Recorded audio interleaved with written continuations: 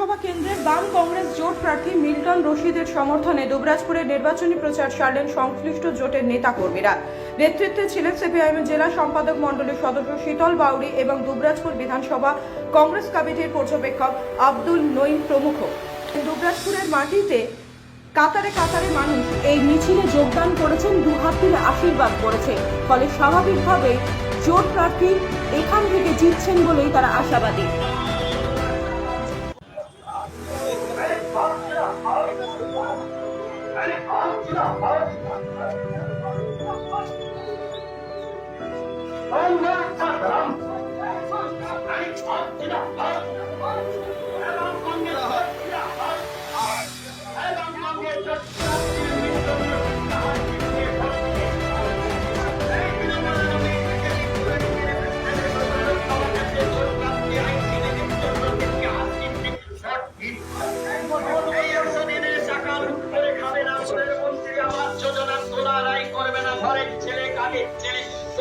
জেলার ছেলে মিল্টন রশিদকে হাত চিহ্নে ভোট দিন।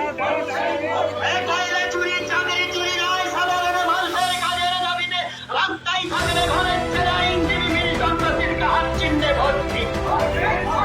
26,000 চাকরি কোথায় গেল মমতা ব্যানার্জি? জবাব দাও। 26,000 চাকরি চলে গেলে কেন মমতা ব্যানার্জি? জবাব দাও। 26,000 ছেলের চাকরি চলে গেলে কেন মমতা ব্যানার্জি? জবাব দাও। চোররা এখনো পর্যন্ত জেলের বাইরে কেন? নরেন্দ্র মোদী জবাব দাও। পশ্চিম বাংলায় হাজার হাজার কোটি টাকার দুর্নীতি এখনো পিসি ভাইপো জেলের বাইরে কেন? নরেন্দ্র মোদী জবাব দাও। হেমন্ত সোরেনের স্থায়ী কেজরিওয়ালের স্থায়ী 100 কোটির জন্য আর হাজার হাজার কোটি টাকা দুর্নীতি বাংলায় এখনো পর্যন্ত পিসি ভাইপো জেলের বাইরে কেন? নরেন্দ্র মোদী জবাব দাও। দিদি এবং পিসি ভাইপোর সঙ্গে কিসের আঘাত? নরেন্দ্র মোদী জবাব দাও। দিদির সঙ্গে কিসের ব্যাপার? নরেন্দ্র মোদী জবাব দাও।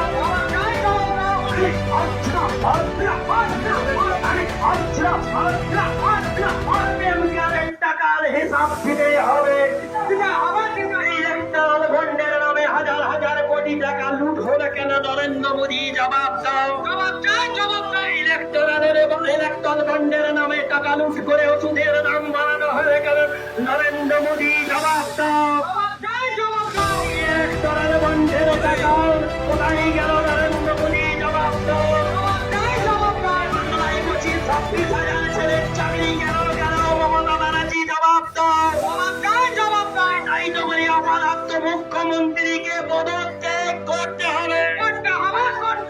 চোরের রানী মমতা ব্যানার্জিকে পদত্যাগ করতে হবে। হেমন্ত সোরেনের স্থায়ী কেজরিওয়ালের স্থায়ী এখনো পিসি ভাইপো জেলের বাইরে কেন? নরেন্দ্র মোদী জবাব দাও। সবকা সাথ সবকা বিকাশ বলে সাধারণ মানুষকে বাহুল্য কেন? নরেন্দ্র মোদী জবাব দাও। সাধারণ মানুষের ওষুধের দাম বাড়িয়ে বাস দিচ্ছে কেন? নরেন্দ্র মোদী জবাব দাও। টাকা লুট করে দুবরাজপুরের মাটিতে নরেন্দ্র মোদী জবাব দাও। পিসি ভাইপো এখনো জেলের বাইরে কেন? নরেন্দ্র মোদী জবাব দাও। 100 কোটি দুর্নীতির জন্য যদি জেলের ভিতর থাকে, বাংলায় হাজার হাজার কোটি টাকা দুর্নীতি ভাইপো জেলের